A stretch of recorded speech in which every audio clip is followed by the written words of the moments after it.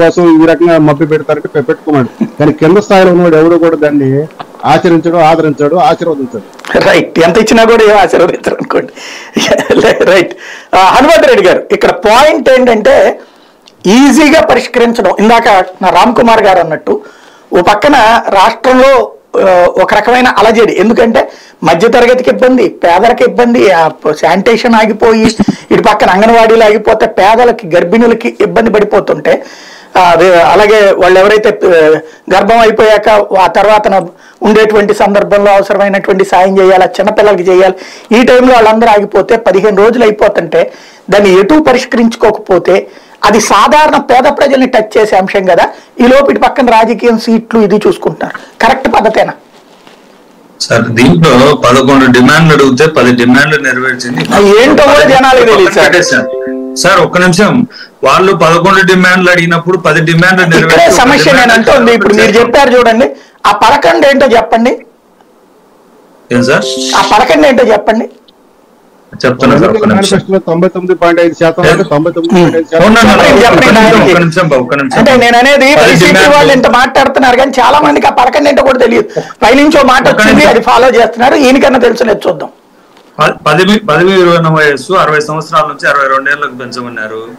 అది ఒకటి. పదోన్నత వయస్సు 45 నుంచి 50 సంవత్సరాలకు పెంపమన్నా. అంటే ఇంతకుముందు 45 ఏళ్ళు ఉండేది, 50 ఏళ్ళకి వచ్చేసరికి వాళ్ళకి వర్కర్లుగా ఉన్నారు, అంగన్వాడీ వర్కర్లుగా ఉంటే వాళ్ళను టీచర్లుగా చేసేదానికి వాళ్ళకు ఒకటి, అది ఒకటి.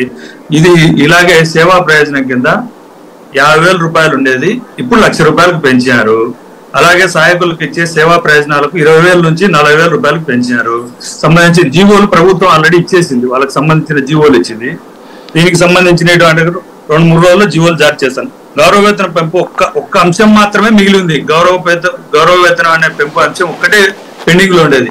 దాంట్లో కూడా వాళ్ళు అడిగేది ఏంటంటే గ్రాట్యుటీ, అంటే పిఎఫ్, ఈఎస్ఐ, ఈపీఎఫ్ అవి అడుగుతా ఉంటే అవి కేంద్ర పరిధిలో ఉన్నాయి, దాన్ని ఏ విధంగా చేయాలా దానికి ఒక మార్గదర్శకం కోసమని కేంద్రానికి లేఖ రాసి పడుతుంది. ఎందుకంటే కేంద్రం లంసమ్ అమౌంట్ ఇస్తుంది దానికి, అంతేగాని వాళ్ళు గ్రాట్యుటీలు అవన్నీ పెట్టుకోరు.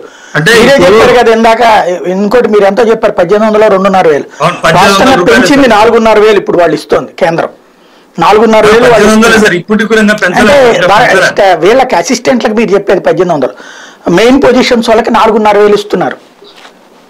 సరే, అంటే గతంలో ఏమి ఇస్తున్నారు, ఇప్పుడు ఏమి ఇస్తున్నారు? వీళ్ళకి సంబంధించి ఇప్పుడు మున్సిపల్ వర్కర్లకు కూడా సార్, మున్సిపల్ వర్కర్లు, పారిశుద్ధ్య కార్మికులకు గత ప్రభుత్వాలు 4 నెలలకు 5 నెలలకు జీతాలు ఇచ్చేవారు. అది కూడా ప్రైవేట్ ఏజెన్సీల ద్వారా ఇచ్చేవారు. ఇప్పుడు వాళ్ళకు కూడా ప్రభుత్వ ఉద్యోగుల మాదిరిగానే ఏదైతే ఆప్కా సంస్థ